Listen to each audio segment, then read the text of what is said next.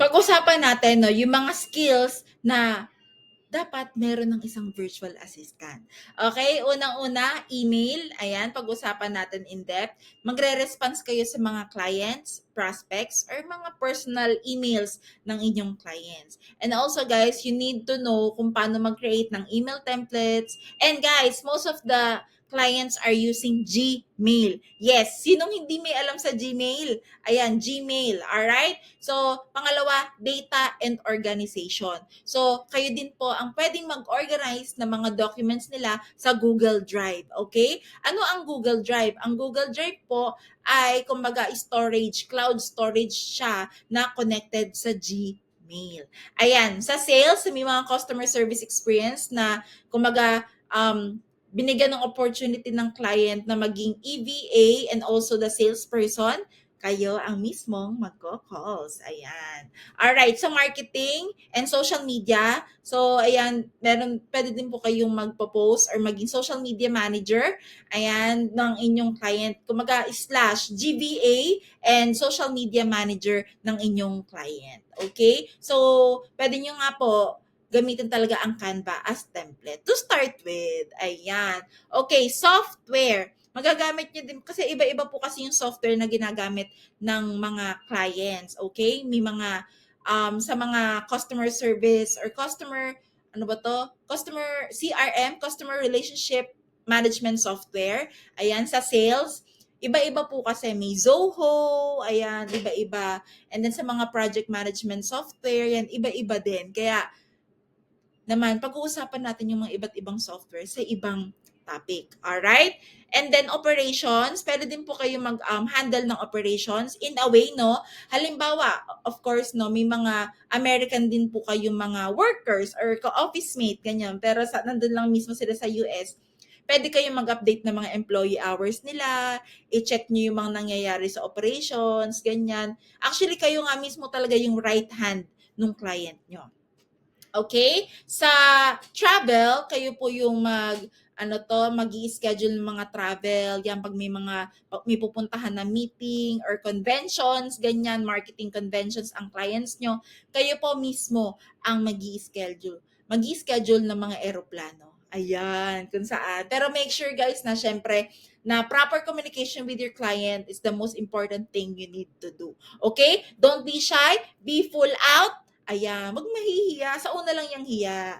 Ayan, alam ko naman. And alam ko lahat kayo magagaling. Alright. Okay, next one is executive assistants. Ayan. Yun nga po, going back, no, sabi ko nga, right hand po kayo mismo nung client. No? Lalong-lalo na pag kayo yung first VA or virtual assistant ng client, kayo po talaga ang bibigyan talaga ng tiwala niyan. Kayo ang magiging parang pag nagkaroon kayo ng pangalawang VA or yung client nyo, ikaw mismo yung magiging parang leader ng pangalawang VA. Okay? Just make sure lang, just be kind, be friendly with your workmates. Okay? Money.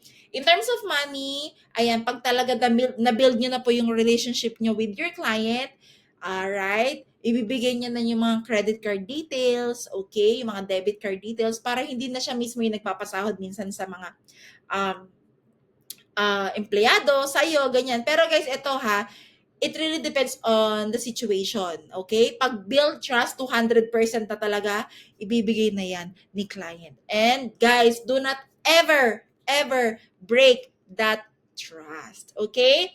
Hiring, alright? So kayo din po, pwede ang, kumaga, mag-interview sa mga applicants. Ayan. So, andyan po ang kaibigan nating si Google. Diyan din ako personally, naging recruiter din ako, ganyan.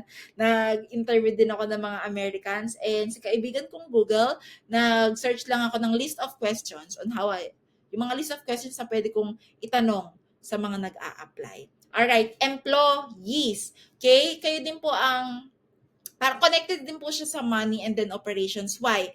Most of the time kasi, kayo din po ang nagmo-monitor ng mga hours, ganyan, ano ba yung mga ginagawa nila, ganyan, and then update your client with that. Ito po yung sinasabi ko, no, yung next one, customer management software. Excuse me. Iba-iba po kasi ang software ng mga lalo na ng mga clients and may mga real estate industry, home service industry, call center industry, iba-iba po kasi yung software. Pero ang alam ko po kasi mga software sa mga home service industry, kaya naman guys, magbibigay lang tayo ng mga few. So responsive, customer factor, ganyan. So ito pang home service industry guys. Customer management software, ibig sabihin nun guys, sales funnel. Doon po kayo nagagawa ng invoice, doon kayo nagagawa ng mga estimates, quotations, ganyan, for your clients. Para doon sa client ng client nyo. Right? Okay. Customers, kayo din po, connected po din yan sa customer management software. Kasi po, kayo din po yung mag-a-assist, magre-reply sa mga customers, sa mga comments or messages sa mga social media accounts nung business or dun sa client niyo po. And then the last one is calendar management. Kayo po ang magche-check mismo sa Gmail calendar nila or kung ano pong gamit nilang calendar, no? Kayo po mismo always update yung calendar nila. Ayan. Kumaga talagang assistant po talaga kayo. Kayo po talaga ang executive assistant ng inyong client.